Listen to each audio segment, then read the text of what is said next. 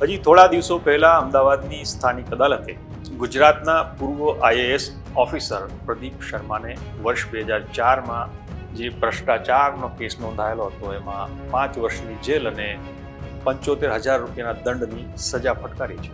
તો 10 જાન્યુઆરીએ પ્રદીપ શર્માના ભાઈ કુલદીપ શર્મા જે આઈપીએસ ઓફિસર હતા તેમને કચ્છના કોંગ્રેસ અગ્રણીને માર મારવાનો કેસ હતો, એમાં 3 મહિનાની કેદની સજાનો ચુકાદો પણ આવ્યો છે.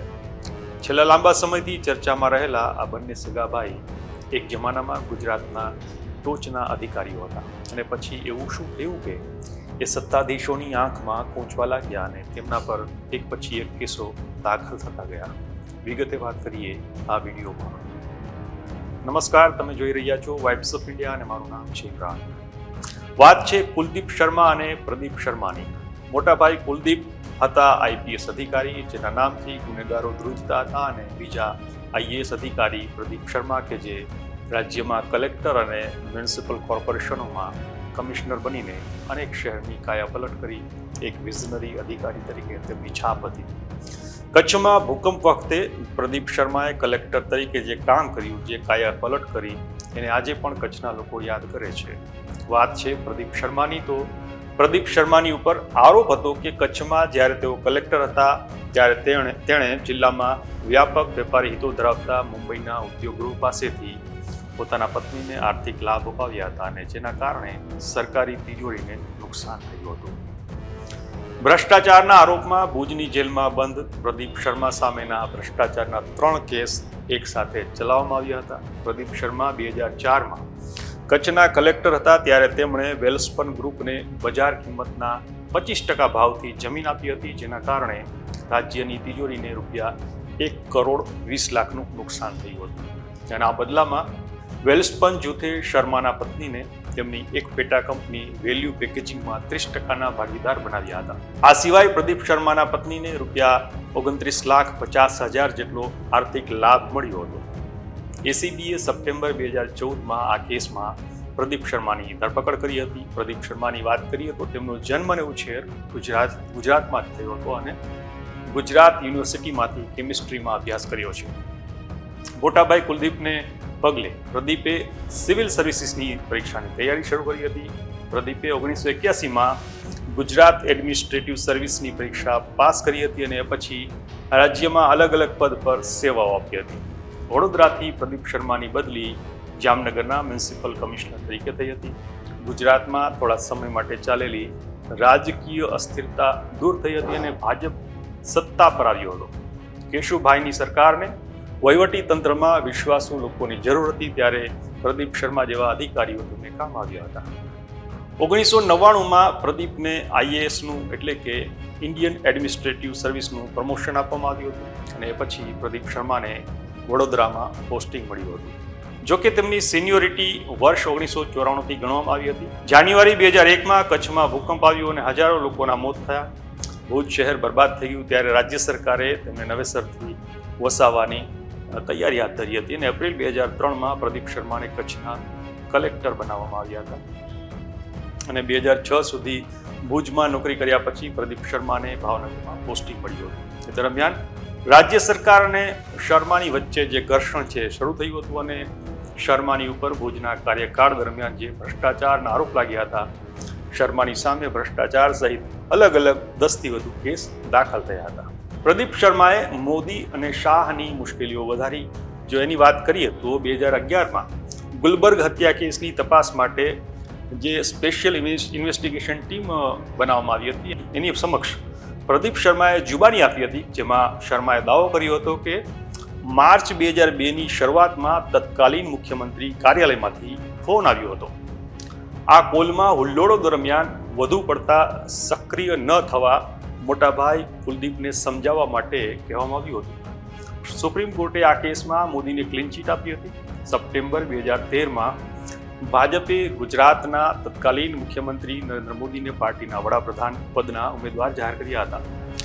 નવેમ્બર 2013માં કોબરા પોસ્ટ અને ગુલેલ.com નામની જે વેબસાઇટો છે તેમણે કેટલાક ઓડિયો રેકોર્ડિંગ બહાર પાડ્યા હતા, જેમાં કથિત રીતે અમિત શાહે કોઈ સાહેબના કહેવાથી આઈપીએસ ઓફિસર GS સિંઘલને પ્રદીપ શર્માની હિલચાલ ઉપર સઘન નજર રાખવા સૂચના આપતા જણાય છે. અને આ ટેપ્સના આધારે પ્રદીપ શર્માએ દાવો કર્યો હતો કે એક મહિલા સાથે મોદીની નિકટતા હતી અને તેમને આના વિશે માહિતી હતી, એટલે તેમના ઉપર નજર રાખવામાં આવી રહી હતી. એ દરમિયાન સીબીઆઈએ આ જાસૂસી કાંડ અને તેમની સામેના ભ્રષ્ટાચારના આરોપોની તપાસ કરવામાં આવે એવા મતલબની અરજી પણ સુપ્રીમ કોર્ટમાં દાખલ કરી હતી. શર્માના કહેવા પ્રમાણે તેમણે જ એ મહિલા આર્કિટેક્ટને ભુજના એક બગીચાના લેન્ડસ્કેપિંગનું કામ સોંપ્યું હતું. ત્યારે મોદી અને મહિલાની મુલાકાત થઈ હતી. યુપીએના નેતૃત્વવાળી તત્કાલીન કેન્દ્ર સરકારે પણ તપાસ પંચ નીમવાની જાહેરાત કરી હતી. સુપ્રીમ કોર્ટે પ્રદીપ શર્માને મોદી સામેના વ્યક્તિગત આરોપોને કાઢી નાખીને નવેસરથી અરજી કરવા માટે કહ્યું હતું.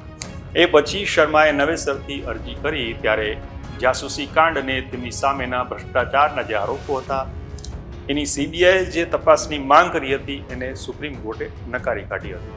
ગુજરાત સરકારે આ કેસમાં 2 સભ્યના તપાસ પંચની નિમણૂક કરી હતી.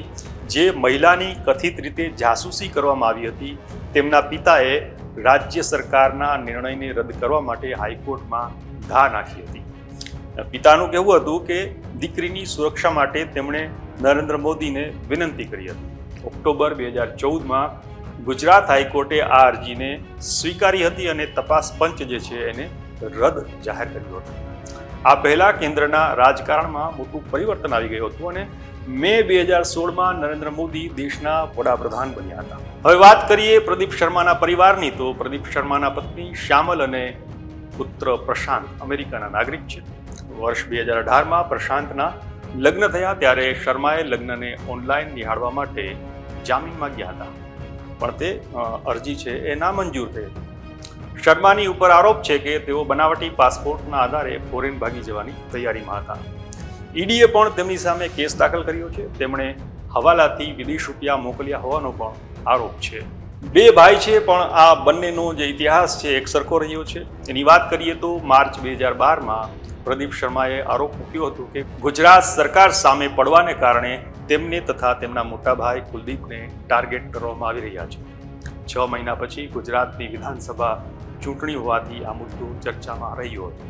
1976ની બેચના આઈપીએસ અધિકારી કુલદીપ શર્માએ 37 વર્ષ કરતાં વધુ સમય ગુજરાત પોલીસમાં સેવા આપી હતી. ગુજરાત સીઆઈડી ક્રાઇમના વડા વખતે તેઓએ સોહરાબુદ્દીન એન્કાઉન્ટર કેસની તપાસમાં તેમણે મહત્વની ભૂમિકા ભજવી હતી અને આ તપાસનો રેલો છે તત્કાલીન રાજ્યકક્ષાના ગૃહમંત્રી અમિત શાહ સુધી પહોંચ્યો હતો. ગુજરાત સરકારે તેમની સાથે પક્ષપાત કર્યો છે અને તેમનું પ્રમોશન અટકાવ્યું છે એવા આરોપ સાથે તેઓ કોર્ટમાં ગયા હતા. આખરે કોર્ટના આદેશ બાદ રાજ્ય સરકારે તેમને ડીજીપી એટલે કે ડાયરેક્ટર જનરલ પોલીસનું પ્રમોશન આપ્યું હતું અને તેમને ઘેટા અને ઊન વિકાસ નિગમના વડા બનાવી દીધા હતા. બીજી તરફ કુલદીપ શર્મા રાજ્ય સરકારની મરજીની સામે ડેપ્યુટેશન પર દિલ્હી ગયા. તેમને bureau of police research and ડેવલપમેન્ટના એડિશનલ ડાયરેક્ટર બનાવવામાં આવ્યા હતા. કુલદીપ શર્માએ નિવૃત્તિ પછી કેન્દ્રીય ગૃહ વિભાગમાં એડવાઇઝર તરીકે પણ સેવા આપી હતી. નિવૃત્ત થયાના 1 વર્ષ પછી તેઓ બાકાયદા કોંગ્રેસ પાર્ટીમાં જોડાયા હતા. તો આ છે કુલદીપ શર્મા અને પ્રદીપ શર્મા, જેમણે ઉચ્ચ અધિકારીઓ તરીકે ફરજ બજાવી, સત્તાની સામે પડ્યા અને સરકારને નડ્યા અને એક પછી એક જે કેસો ચાલ્યા, પણ તેમણે સમાધાનનો કોઈ રસ્તો અપનાવ્યો નહીં. કાનૂની લડત લડવાનું ચાલુ રાખ્યું. અને લઈને તમારું શું કહેવું છે અમને કોમેન્ટ કરીને જરૂરથી જણાવજો. આપણે મળતા રહીશું વાઇબ્સ ઓફ ઇન્ડિયા પર.